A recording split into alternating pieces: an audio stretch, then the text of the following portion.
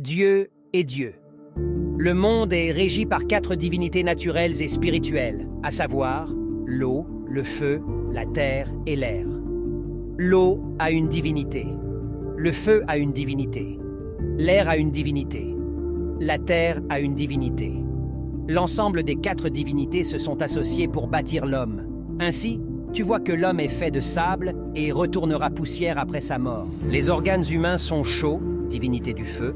L'homme respire, divinité de l'air. L'organisme humain est constitué de plus de 60% d'eau, divinité de l'eau. Dieu, avec un grand D, est la somme de toutes ces divinités naturelles qui ont bâti l'homme.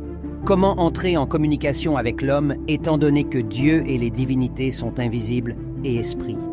C'est ainsi qu'est né le 5e élément qu'on appelle le sang.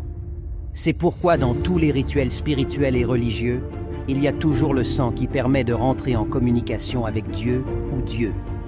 Chaque être humain est régi par l'une des divinités que j'ai citées et est destiné à accomplir une mission donnée. L'être humain qui va au-delà d'une divinité est appelé être surnaturel. Ils existent, mais sont rares. Le FA nous permet de connaître la divinité que l'on incarne et comment s'accoutumer pour mieux vivre sur Terre en suivant ses principes et totems. Lorsqu'on est en communication ou en parfaite harmonie avec notre divinité, cela signifie tout simplement qu'on est également en communication avec Dieu, puisqu'il représente la somme de ses divinités.